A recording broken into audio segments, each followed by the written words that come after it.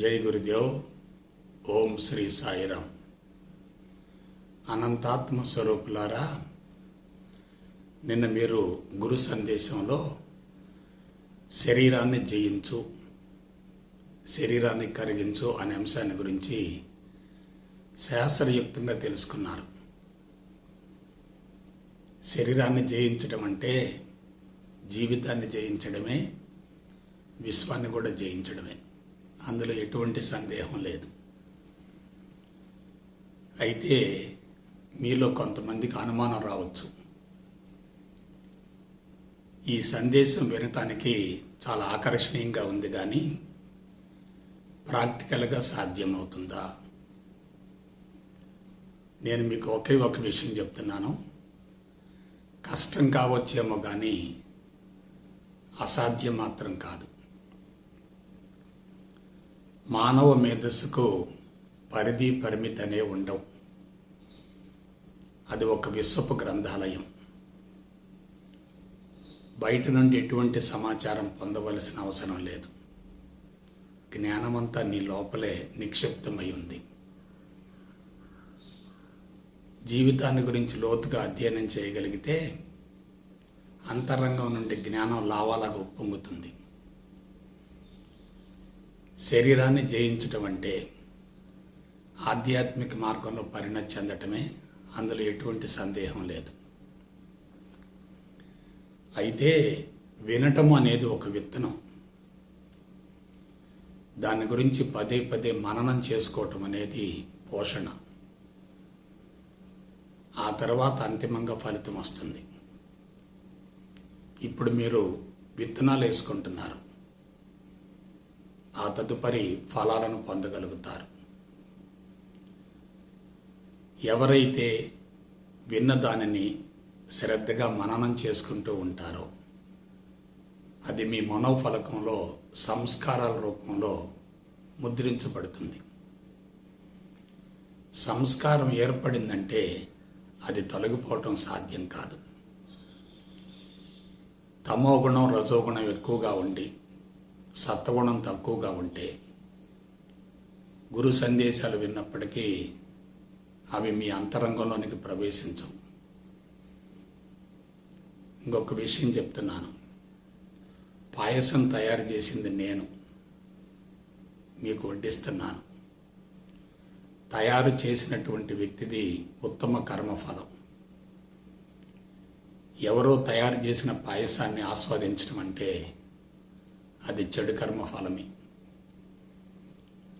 కష్టపడకుండా ఫలితాన్ని కోరుకోవటం స్వార్థం.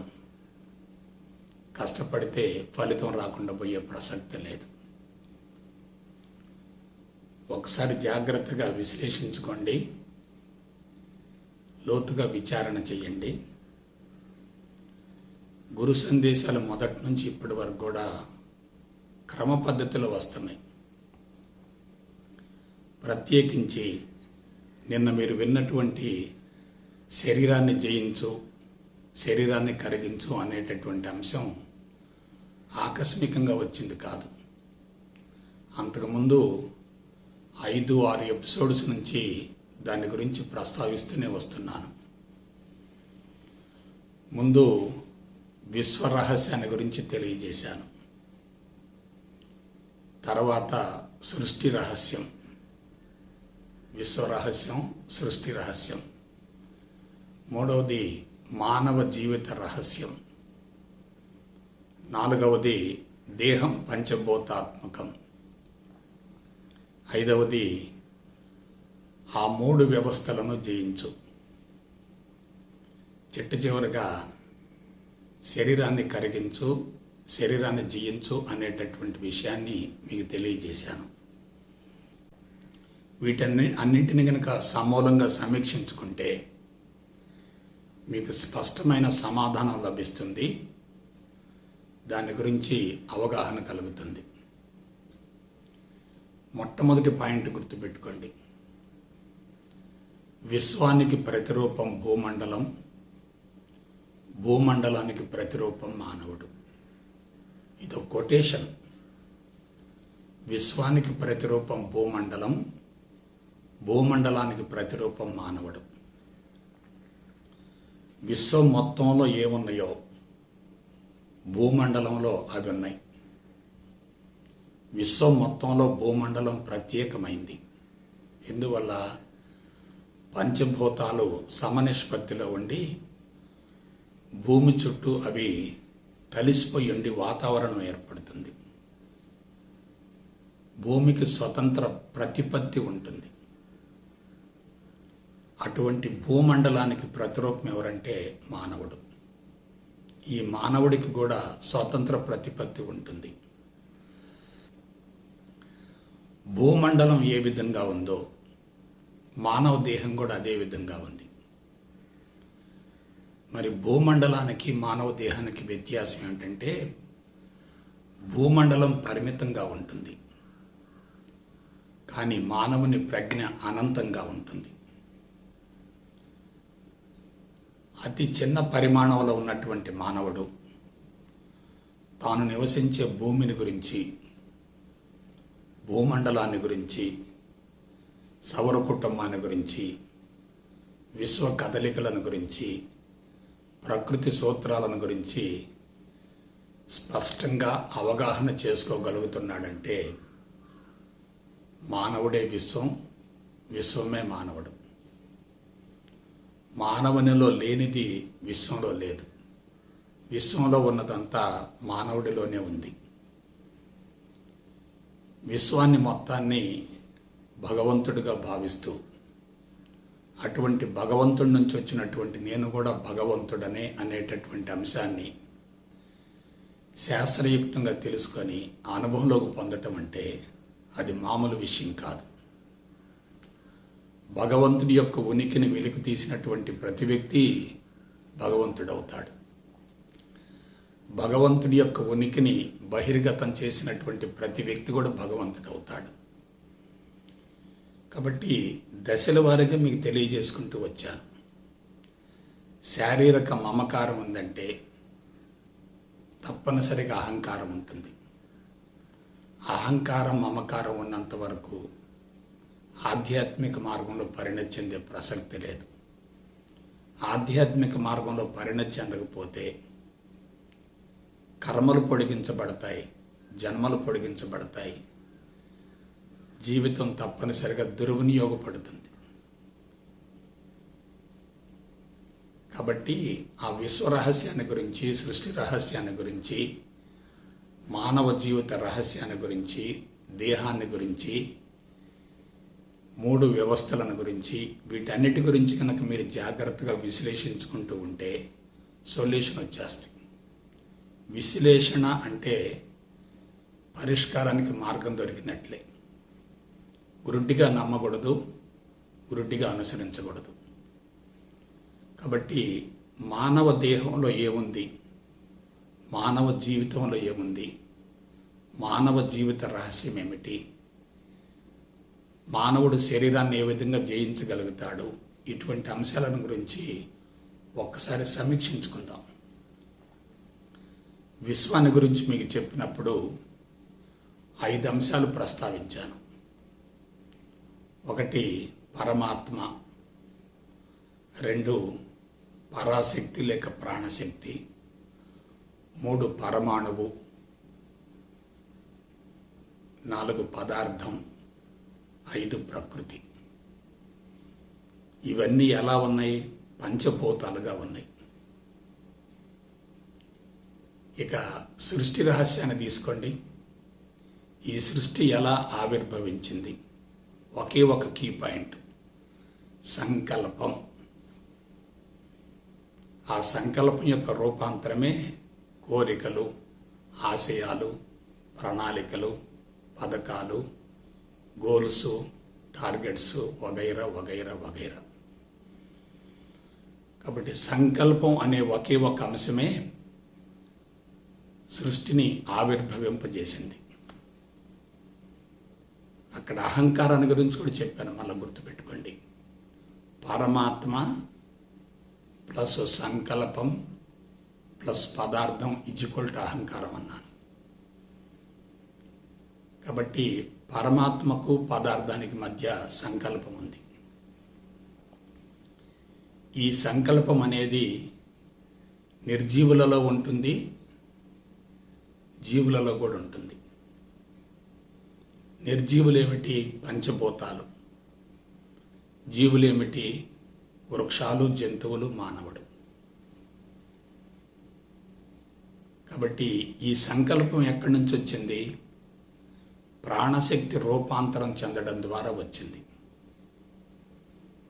ఈ ప్రాణశక్తికి ఆధారం ఏమిటి? పరమాత్మ. కాబట్టి సంకల్పం అనేది లేదనుకోండి, పదార్థం యొక్క అవసరమే ఉండదు, వస్తువు యొక్క అవసరమే ఉండదు, ఆకారం యొక్క అవసరమే ఉండదు. ఎటువంటి సంకల్పం అయితే అక్కడ ఏర్పడిందో ఆ సంకల్పం నెరవేరటానికి ఎటువంటి ఆకారం అవసరమవుతుందో అటువంటి ఆకారమే తయారవుతుంది. కాబట్టి ఇప్పుడు మీకు క్లియర్గా ఒక విషయం చెప్తాను. పరమాత్మకి ప్రకృతికి మధ్య ప్రాణశక్తి ఉంది. పరమాత్మకి ప్రకృతికి మధ్య ప్రాణశక్తి ఉంది. లేదా పరమాత్మకి ఆకారానికి మధ్య ప్రాణశక్తి ఉంది. లేదా పరమాత్మకు పదార్థానికి మధ్య ప్రాణశక్తి ఉంది. ఈ ప్రాణశక్తి ఒకవైపు పదార్థం అవుతుంది, రెండో వైపు సంకల్పం అవుతుంది. ముందు సంకల్పం, ఆ తర్వాతనే పదార్థం. సో ఒక ఆకారం ఏర్పడటానికి మూలమైనటువంటి ఆ సంకల్పాన్ని వ్యష్టి మేధస్సు అన్నారు. విశ్వం మొత్తంలో అనూహ్యమైన సంఖ్యలో అటువంటి సంకల్పాలు చాలా ఉన్నాయి. అటువంటి వ్యష్టి మేధస్సులు చాలా ఉన్నాయి. వాటి మొత్తాన్ని కలిపి సంయుక్తంగా సమిష్టి మేధస్సు అంటారు. ఇక సంకల్పం అనేది సూక్ష్మం, పదార్థం అనేది స్థూలం. పరమాత్మ ప్రాణశక్తి రెండు కనిపించవు. పరమాణువు, పదార్థం, ప్రకృతి కంటికి కనిపిస్తాయి. అయితే ఈ సంకల్పం ద్వారా తయారయ్యేటటువంటి వస్తువుని, సంకల్పం ప్లస్ వస్తువు ఈక్వల్ టు సృష్టి. ఆ సంకల్పం కొంతకాలం కొనసాగుతుంది. దాంతోపాటు దాని ద్వారా ఏర్పడ్డటువంటి వస్తువు, ఆకారం కూడా కొనసాగుతుంది. సంకల్పం నెరవేరిందనుకోండి, వస్తువు యొక్క అవసరం ఉండదు కదా, ఆకారం యొక్క అవసరం ఉండదు కదా. అప్పుడు అదేమవుతుంది? ఎక్కడి నుంచి వచ్చిందో అక్కడికి వెళ్ళిపోతుంది. ఎక్కడి నుంచి వచ్చింది? పరమాత్మ నుండి వచ్చింది. ఏమవుతుంది? అందులో కలిసిపోతుంది. కాబట్టి విశ్వం అంతటికీ ఆధారం పరమాత్మ. దాని ద్వారా పంచభూతాలు ఏర్పడ్డాయి. ఆ పంచభూతాల యొక్క ఒక భాగమే పదార్థం. ఆ పదార్థం యొక్క సమ్మేళనమే ప్రకృతి. ఈ ప్రకృతిలో జరిగేటటువంటి 3 ప్రక్రియలే సృష్టి, స్థితి, లయ. ఆ తర్వాత మానవ జీవిత రహస్యాన్ని తీసుకోండి. ఈ మానవుడు కూడా సంకల్పం ద్వారానే వచ్చాడు. సంకల్పం సూక్ష్మంగా ఉంటుంది, శరీరం స్థూలంగా ఉంటుంది. ఒకసారి చూడండి, పంచభూతాలకి సంకల్పం అనేది భగవంతుడి నుంచి వస్తుంది. ఆ సంకల్పం నెరవేరిన తర్వాత ఈ పంచభూతాలు మరలా పరమాత్మలో కలిసిపోతాయి. అంటే పరమాత్మకి పంచభూతాలకు మధ్య సన్నిహిత సంబంధం ఉంటుంది. అటువంటి పంచభూతాల్లో జరిగినటువంటి మార్పుల వల్లనే జీవులు వచ్చాయి. ఆ జీవుల్లో ఒక భాగమే వృక్షాలు, రెండవ భాగమే జంతువులు. ఆ జంతువుల మొత్తంలో కూడా పరిణామంలో పరాకాష్ఠ దశలో ఉన్నటువంటి ఒకే ఒక జాతి మానవుడు. ఈ మానవుడు ఎలా వచ్చాడు? గుర్తుపెట్టుకోండి, జీవులలో స్వతంత్ర ప్రతిపత్తి ఎక్కువగా ఉంటుంది, ఇండివిడ్యువాలిటీ ఎక్కువగా ఉంటుంది. వాటికి సృష్టి ఉంటుంది, స్థితి ఉంటుంది, లయ ఉంటుంది. కానీ వాటి సృష్టి వాటి సొంత సంకల్పం ద్వారానే జరుగుతుంది. ఒక వృక్షం చనిపోబోయే ముందు సంకల్పం అనేటటువంటి విత్తనాలను తయారు చేస్తుంది. ఆ విత్తనాల ద్వారా వృక్షం వస్తుంది. ఆ వృక్షం కొంతకాలం కొనసాగుతుంది, ఆ తర్వాత చనిపోతుంది, ఆ తర్వాత విచ్ఛిన్నమై మరల పంచభూతాలు కలిసిపోతుంది. మరి మానవ జీవిత రహస్యం ఏమిటి? ఒకసారి ఆలోచించండి. మానవ జీవిత రహస్యం ఏమిటి?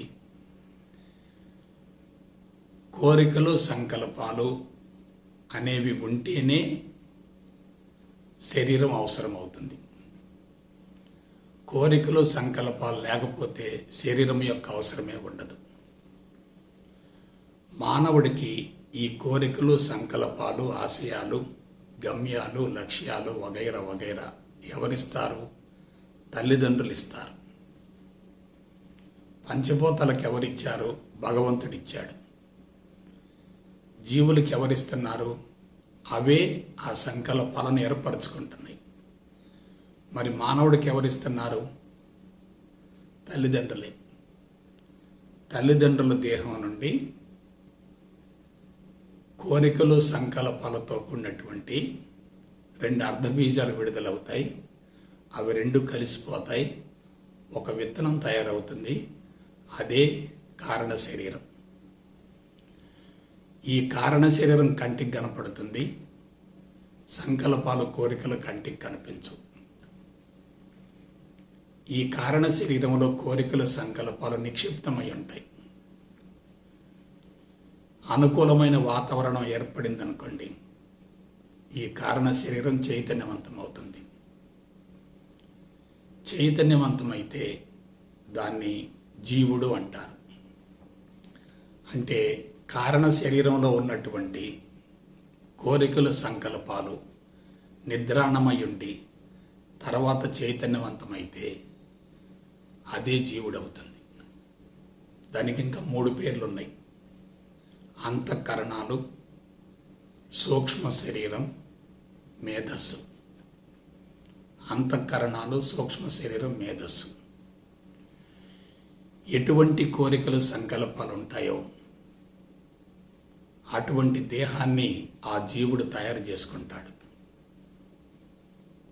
కాబట్టి సూక్ష్మ శరీరం యొక్క నమూనాయే స్థూల శరీరం. సూక్ష్మ శరీరంలో మార్పులు వస్తూ ఉంటే స్థూల శరీరంలో కూడా మార్పులు వస్తాయి. సూక్ష్మ శరీరం అంటే జీవిత ప్రణాళిక. ఈ జీవిత ప్రణాళిక మొత్తం ఎక్కడి నుంచి వచ్చిందంటే తల్లి, తండ్రి ఇద్దరి నుంచి వచ్చింది. దాన్నే కర్మల మూట అంటారు, కర్మల మాల అంటారు. జీవిత ప్రణాళిక మొత్తం అందులో నిక్షిప్తమై ఉంటుంది.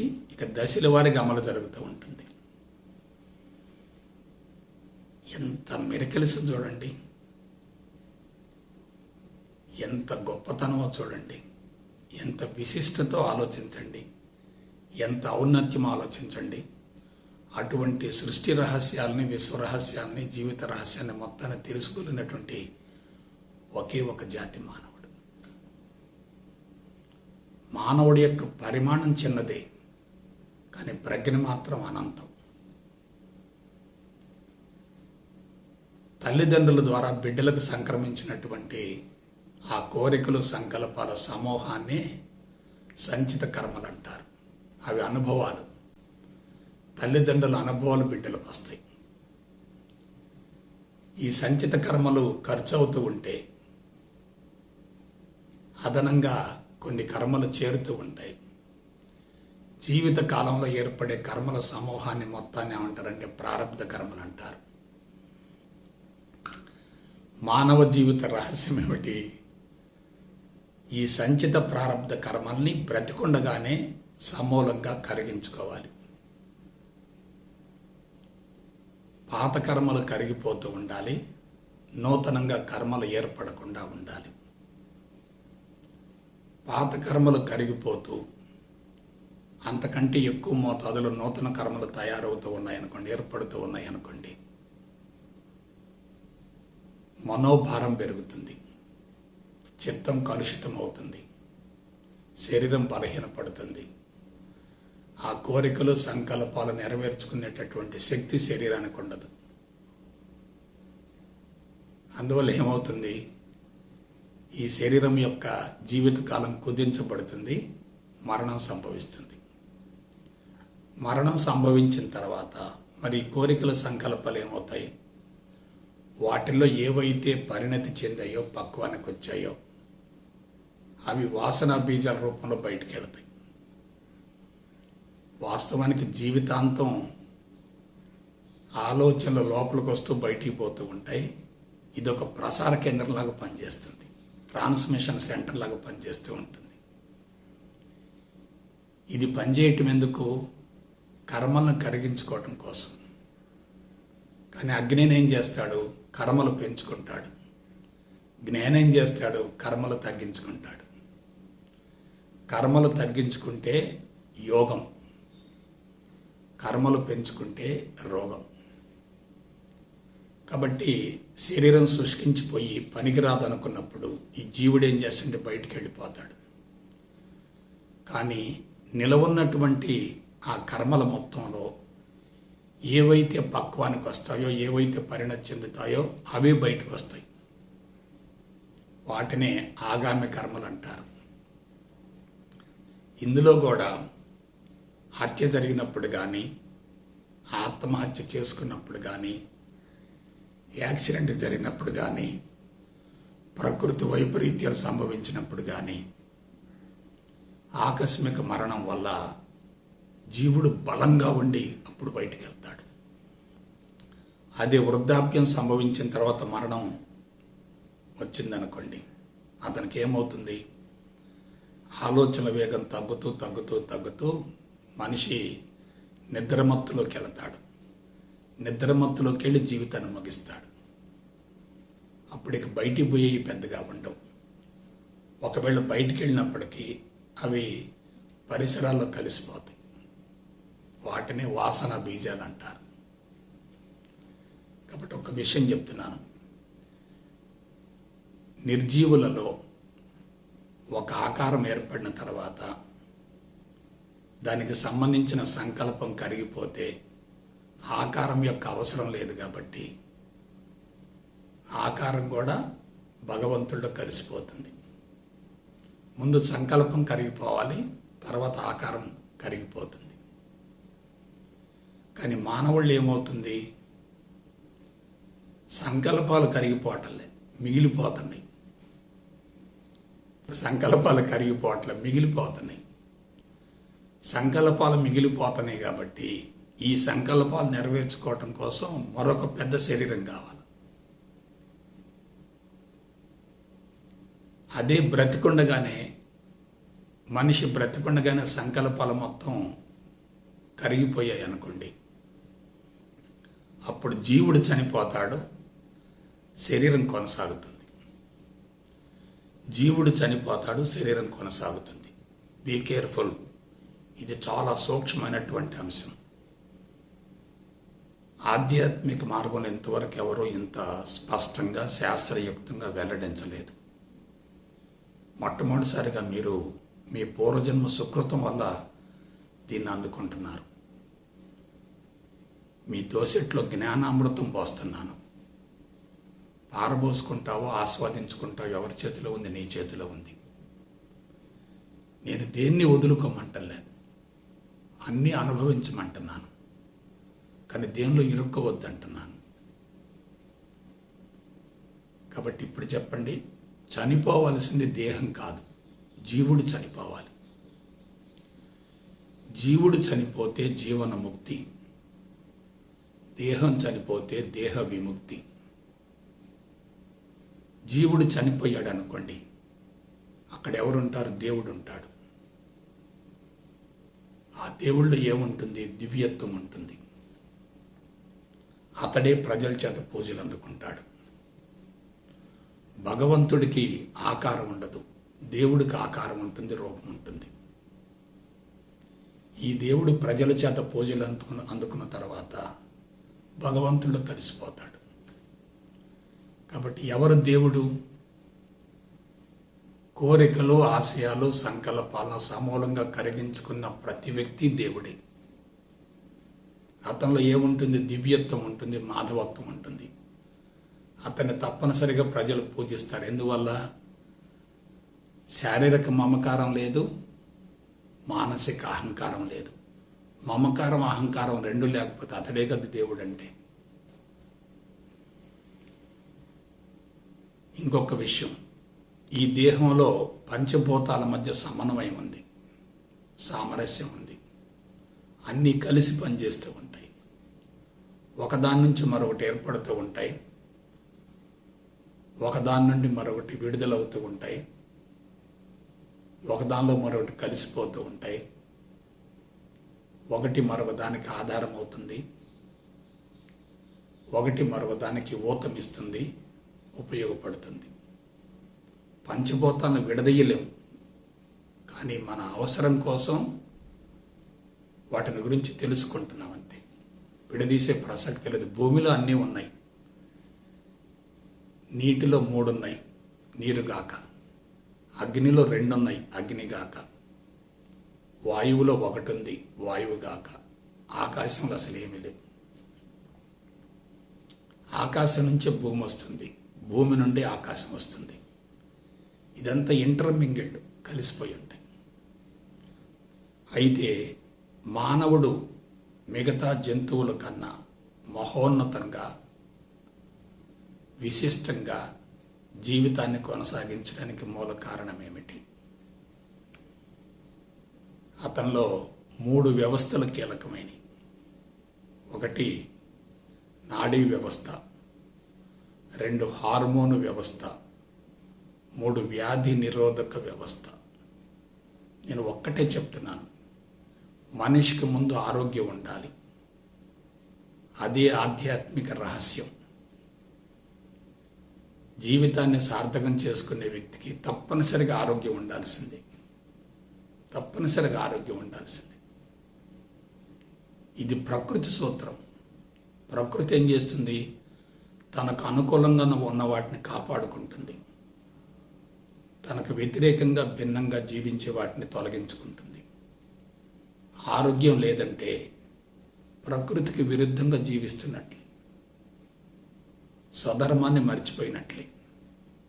కాబట్టి మూలం ఏమిటి, పునాది ఏమిటంటే ఆరోగ్యం. దాని నుంచి వచ్చేదే ఆయువు. ఆరోగ్యం, ఆయువు 2 ఉన్నాయి అనుకోండి, మానసిక ప్రశాంతత ఉంటుంది. మానసిక ప్రశాంతత ఉందనుకోండి, అంతరంగం సంతృప్తిగా ఉంటుంది. అంతరంగం సంతృప్తిగా ఉందనుకోండి, ఆనందంగా జీవించినట్లే. కాబట్టి ఆరోగ్యం లేకుండా జీవితకాలం కుదించుకుపోయి అశాంతి ఎక్కువగా ఉండి, అసంతృప్తి ఎక్కువగా ఉండి నేను ఆనందంగా ఉన్నానంటే ఎట్లా సాధ్యమవుతుంది? సిద్ధాంతం తెలుసుకోవటం కాదు, దాన్ని అనుభవంలోకి పొందగలగాలి. కాబట్టి 3 వ్యవస్థలు ఉన్నాయి మానవ దేహంలో. ఒకటి నాడీ వ్యవస్థ, 2 హార్మోన్ వ్యవస్థ, 3 ఇమ్యూన్ సిస్టమ్, వ్యాధి నిరోధక వ్యవస్థ. ఈ 3 వ్యవస్థలు చాలా కీలకం. నాడీ వ్యవస్థలో మెదడు, వెన్నుపాము, నాడులు ఉంటాయి. బాడీ మొత్తాన్ని కంట్రోల్ చేస్తూ ఉంటాయి. పరిసరాల్లో జరిగే మార్పుల్ని గమనిస్తూ ఉంటాయి. సమాచారం తీసుకొస్తూ ఉంటాయి, మరలా ఆదేశాలు జారీ చేయబడుతూ ఉంటాయి. ఇదంతా సిస్టమేటిక్గా జరుగుతూ ఉంటుంది. కాబట్టి మానవుడు విశ్వం మొత్తాన్ని గురించి తెలుసుకుంటున్నాడంటే అతని శరీరం నుండి ఈ ప్రాణశక్తి విశ్వం మొత్తానికి వ్యాపిస్తుంది. విశ్వం మొత్తాన్ని తెలుసుకోవటం అంటే మామూలు విషయం కాదు. అప్పుడే అంతవరకు ఈ ప్రాణశక్తి వెళుతున్నట్లే. వెస్ట్ మేధస్సు కరిగిపోయింది అనుకోండి, సమిష్టి మేధస్సుకి వ్యాపిస్తుంది, ఆ తర్వాత విశ్వానికి వ్యాపిస్తుంది. నాడీ వ్యవస్థ తర్వాత కీలకమైంది ఏంటంటే హార్మోన్ వ్యవస్థ. మానవ జాతిలో హార్మోన్ వ్యవస్థ ప్రత్యేకత ఏంటంటే మాతృత్వం అనేటటువంటి యజ్ఞం సమర్థవంతంగా నిర్వహించబడుతుంది. సమర్థవంతంగా నిర్వహించబడుతుంది ఆ యజ్ఞం. అలాగే మానవుడిలో ఒకే ఒక లక్షణం ఉంది, అదే ప్రేమ. ఆ ప్రేమకు మూలమైనటువంటి చక్రం ఒకటి ఉంది, అదే ఆజ్ఞ చక్రం. అదే శివుడి యొక్క మూడో నేత్రం. అదే బ్రహ్మజ్ఞానానికి స్థానం. మిగతా ఏ జాతుల్లో ఇది లేదు. కాబట్టి నాడీ వ్యవస్థ, హార్మోన్ వ్యవస్థ, వ్యాధి నిరోధక వ్యవస్థ. సో ఈ మూడు వ్యవస్థలు చాలా కీలకమైనవి. యోగ రహస్యం ఎక్కడుంది? వెన్నుబాము మెదడులో ఉంది. వెన్నుబాములో ఏమున్నాయి? 5 చక్రాలు ఉన్నాయి, 5 కోశాలు ఉన్నాయి, 5 అంతస్తులు ఉన్నాయి. ఈ 5 కోశాలు, 5 చక్రాలు, 5 అంతస్తులు హార్మోన్స్తో సంబంధాన్ని కలిగి ఉంటాయి, శారీరక వ్యవస్థలతో సంబంధాన్ని కలిగి ఉంటాయి. ఎవరికైనా సంతాన ప్రాప్తి కలగలేదన్నా, పక్వం చెందకముందే అబార్షన్స్ జరుగుతున్నాయన్నా, పుట్టగానే బిడ్డ చనిపోతున్నాడన్నా, బిడ్డ బలహీనంగా ఉన్నాడన్నా, దానికి మూల కారణం ప్రత్యుత్పత్తి వ్యవస్థ సరిగా లేదు, దానికి సంబంధించినటువంటి హార్మోన్స్ సక్రమంగా పనిచేయటం లేదు. ఇక విసర్జక వ్యవస్థ, ఎడ్రినల్ గ్రంథులు, జీర్ణ వ్యవస్థ, మణిపూరక చక్రం, ప్యాంక్రియాస్, ప్రసరణ వ్యవస్థ, థైమస్ గ్లాండ్, శ్వాస వ్యవస్థ, థైరాయిడ్ గ్రంథి. ఇక ఆ తర్వాత పైకి వద్దాం. 2 గ్రంథులు, ఒకటి పిట్యూటరీ గ్రంథి, 2 పీనియల్ గ్రంథి. సో ఈ 2 గ్రంథులే జీవితంలో, జీవన విధానంలో, ఆధ్యాత్మిక ప్రయాణంలో కీలక పాత్ర పోషిస్తాయి. ఆ 2 సక్రంగా పనిచేస్తే కిందన్న చక్రాలు మొత్తం సక్రంగా పనిచేస్తాయి. చక్రాలు మొత్తం సక్రంగా పనిచేస్తే వాటికి సంబంధించిన వ్యవస్థలు మొత్తం సక్రంగా పనిచేస్తాయి. వ్యవస్థలు మొత్తం సక్రంగా పనిచేస్తే ఆరోగ్యాన్ని గురించి, ఆయువుని గురించి ఆలోచించవలసిన అవసరం ఉండదు. ఇటువంటి దేహం సక్రంగా పనిచేయాలంటే దానికి పుష్కలంగా ప్రాణశక్తి అందాలి. తమోగుణం, రజోగుణం 2 ఉన్నాయి అనుకోండి, ప్రాణశక్తి పుష్కలంగా అందదు. తమోగుణం ఎక్కువగా ఉంటే ప్రాణశక్తి తక్కువగా అందించబడుతుంది. రజోగుణం ఎక్కువగా ఉంటే ప్రాణశక్తి అస్తవ్యస్తంగా అందించబడుతుంది. అదే సత్వగుణం ఉంటే ప్రాణశక్తి సాఫీగా పుష్కలంగా అందించబడుతుంది. అటువంటి సత్వగుణం ఏర్పడాలంటే, అభివృద్ధి చెందాలంటే మనం ఆత్మతో అనుసంధాన్ని ఏర్పరచుకోవాలి. కాబట్టి 4 విషయాలు చెప్పి గుర్తుకు తెచ్చుకోండి. 1 శరీరము, 2 మెదడు, 3 మనసు, 4 ఆత్మ. శరీరము, మెదడు, మనసు, ఆత్మ. శరీరం, మెదడు కంటికి కనిపిస్తాయి, కానీ మనసు, ఆత్మ కనిపించు. మనసు అనేది ఉందనుకోండి, ఆత్మశక్తి లోపలికి రాదు. మెదడు అనేది అనంతంగా విస్తరించింది అనుకోండి, ఆత్మకి దేహానికి మధ్య అనుసంధానం ఏర్పడుతుంది. ఆత్మకి దేహానికి మధ్య అనుసంధానం ఏర్పడింది అనుకోండి, ఆత్మ ఎంత దూరం వ్యాపిస్తుందో, ఆత్మ ఎంత దూరం వ్యాపించి ఉంటుందో, మనిషి యొక్క ప్రజ్ఞ కూడా అంత దూరం వ్యాపించి ఉంటుంది. కాబట్టి ఆత్మ ప్లస్ శరీరం = నోబడీ స్టేట్. శరీరం ప్లస్ మనసు = సంబడీ స్టేట్. అదే నోబడీ స్టేటు విశ్వం మొత్తానికి ప్రజ్ఞ విస్తరించినట్లయితే ఎవ్రీబడీ స్టేట్ అవుతుంది. ఇప్పుడు చెప్పండి, శరీరాన్ని జయించటం చాలా కష్టం, కానీ అసాధ్యం మాత్రం కాదు. ఎందుకు కష్టం అవుతుంది? సంచిత ప్రారంధ కర్మలు పుష్కలంగా ఉన్నాయి. నవీన కాలమాన పరిస్థితులలో ఆధ్యాత్మికత వినటానికి, బోధించటానికి, తెలియజేయడానికి, ఈవెన్ రచించటానికి చాలా ఆకర్షణీయంగా ఉంటుంది. కానీ ప్రాక్టికల్గా ఎందుకు సాధ్యం కాదంటే అడ్డుగోడలు ఉన్నాయి, అవరోధాలు ఉన్నాయి, ఇబ్బందులు ఉన్నాయి. వాటిని అధిగమించగలగాలి. ఎవరికైతే పరిపూర్ణ జ్ఞానాన్ని గురించి శాస్త్రయుక్తమైనటువంటి అవగాహన ఉండి దాన్ని అనుభవంలోకి పొందగలుగుతారో వారు తప్పనిసరిగా ఆధ్యాత్మిక మార్గంలో పరిణతి చెందగలుగుతారు. శరీర మాధ్యం కలుధర్మ సాధనం అన్నారు. శరీర మాధ్యం కలుధర్మ సాధనం. శరీరం ఆరోగ్యంగా ఉంటే మనం జీవిత ధర్మాల్ని సక్రమంగా నెరవేర్చవచ్చు. శరీరం ఆరోగ్యంగా లేకపోతే ధర్మం తప్పుతాం, తప్పులు చేస్తాం, పొరపాటు చేస్తాం. గతంలో మీకు ఒక విషయం చెప్పాను. ఖండబలం, అర్ధబలం, అంగబలం, ఆత్మబలం. Physical stamina, financial stamina, social stamina, spiritual stamina. Muscle power, money power, man power, mental power. ఈ 4 ఉంటేనే ఆధ్యాత్మికత. ఈ 4 కీలకమైనది ఏమిటి? ఆరోగ్యం. ఈ ఆరోగ్యం సక్రమంగా ఉంటే మన దైనందిన కార్యక్రమాలు సజావుగా కొనసాగుతాయి. ఆరోగ్యం లేకపోతే జీవితం గాడి తప్పుద్ది. అటువంటి ఆరోగ్యం సక్రమంగా లేకపోవడానికి మూల కారణం ఏంటి? సంస్కారాలు. కాబట్టి మనం సరిచేయాల్సింది ఏమిటి? సంస్కారాలను సరిచేయాలి.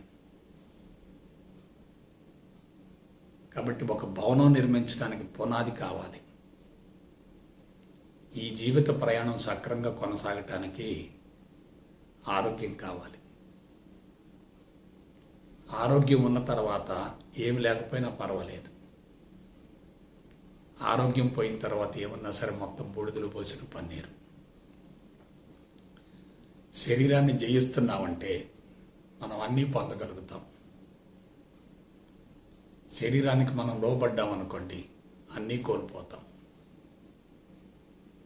శరీరం నుండి ఆ నేను విడిపోయిందనుకోండి శరీరానికి విపరీతంగా శక్తి వస్తుంది. ఆ నేను మేనుతో కలిసిందనుకోండి శక్తి హరించుకుపోతుంది, శారీరక మమకారం పెరుగుతుంది. కాబట్టి శారీరక మమకారాన్ని తొలగించుకోవడానికి ఒకే ఒక మార్గం ఏంటంటే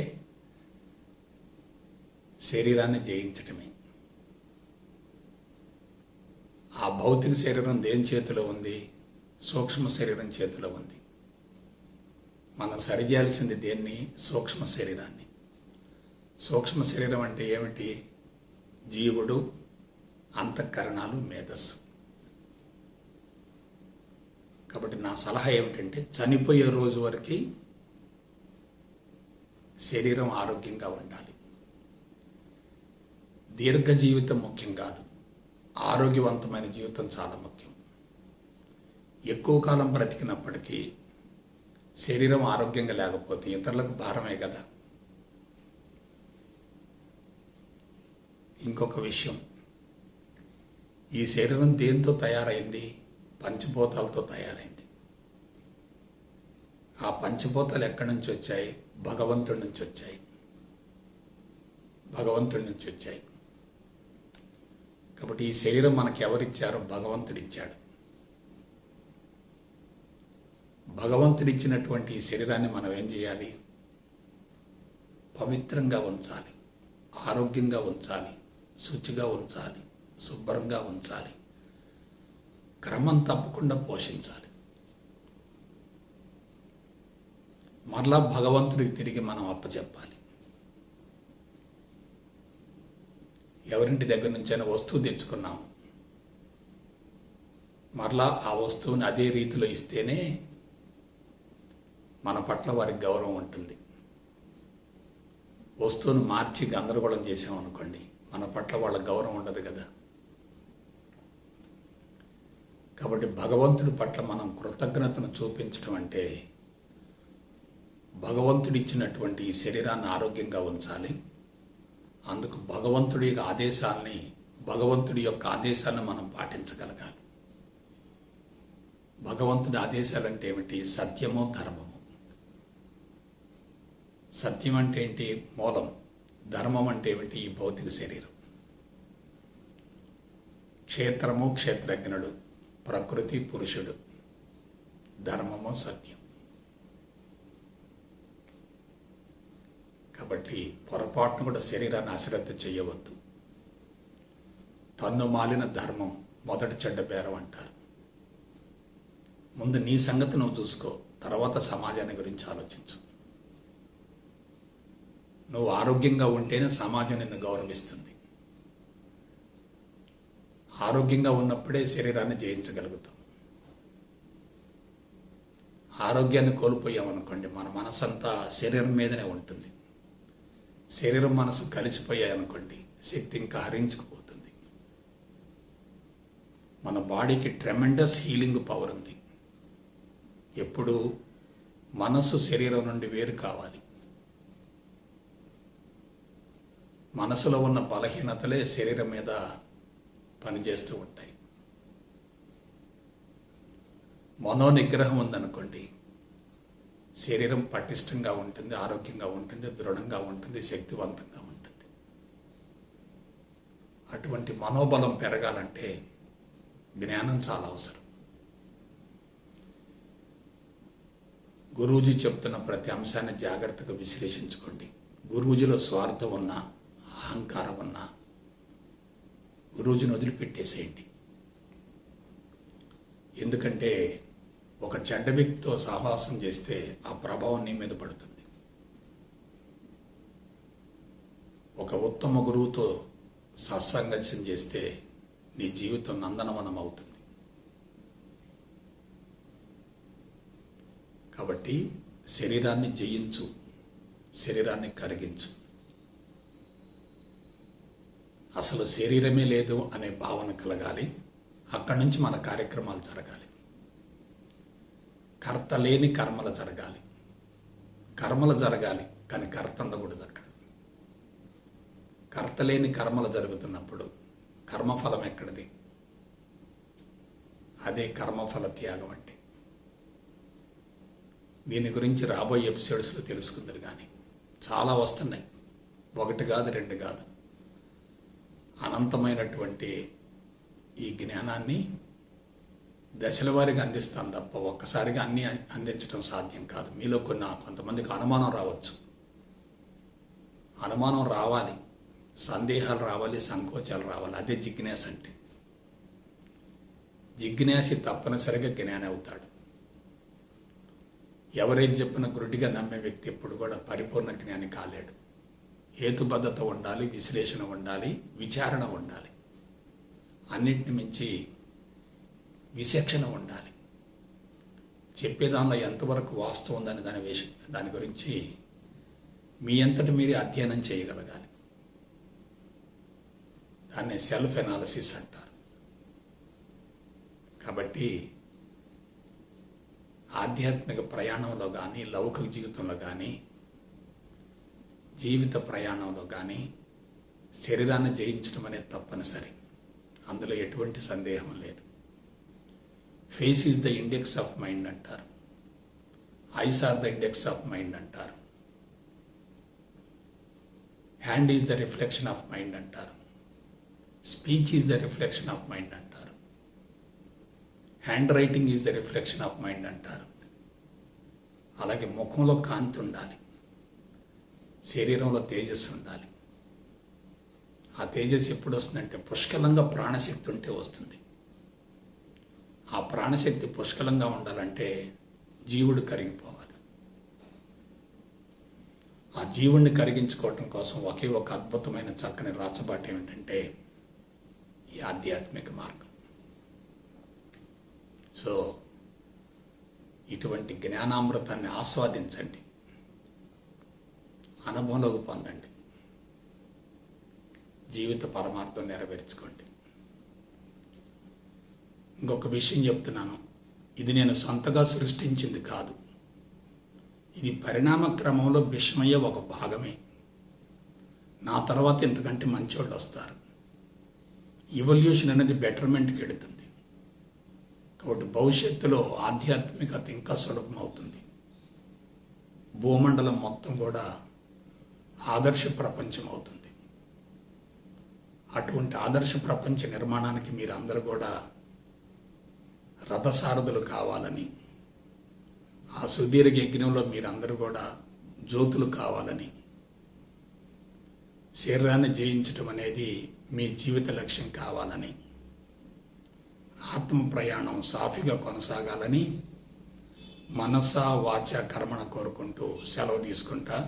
జై గురుదేవ్, జై గురుదేవ్, జై గురుదేవ్.